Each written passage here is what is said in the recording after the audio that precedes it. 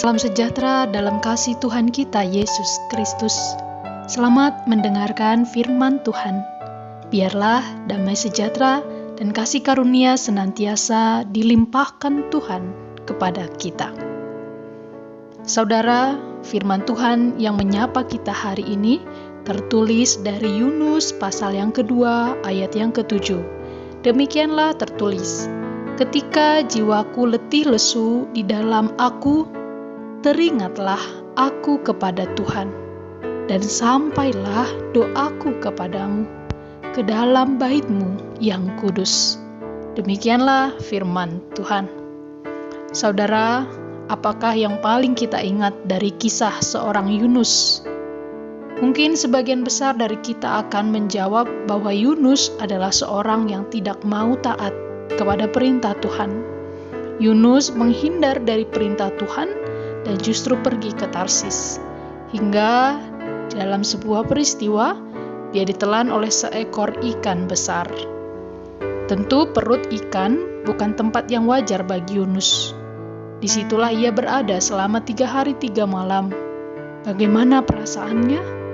Arus air yang menggelora pada saat itu menjadi simbol dari kebinasaan yang menakutkan. Di situ Yunus merasa begitu dekat dengan kematian, terlempar ke tempat yang dalam dan kelam, dikepung dan dilingkupi oleh air, dilingkupi gelap. Ia merasa jauh dari mana-mana kecuali gerbang maut. Tersisa satu hal yang bisa ia lakukan, yaitu berdoa. Dan itulah yang akhirnya membuat ia sadar Tuhan tidak meninggalkannya sekalipun ia berada di perut ikan. Di sanalah ia mengingat kesalahan dan pelanggarannya pada Tuhan. Saudara, peristiwa Yunus ini sering juga terjadi dalam hidup kita. Manusia baru ingat kepada penciptanya dan berdoa ketika ia dalam keadaan letih lesu dan berbeban berat. Ketika masalah datang silih berganti. Sebaliknya, ketika manusia sedang menikmati berkat-berkat Tuhan, justru ia melupakan. Namun, sekalipun tabiat manusia demikian, Tuhan tidak pernah membiarkan kita. Saudaraku, apakah saudara sedang berada di tempat yang gelap dan menyesakkan saat ini? Seperti yang dirasakan Yunus pada waktu itu. Mungkin saudara sekarang ada yang di bilik rumah sakit, atau ada yang di ruang tunggu operasi, ruang pengadilan, atau bahkan berada di fase ekonomi yang menyakitkan karena terdampak oleh pandemi coronavirus saat ini.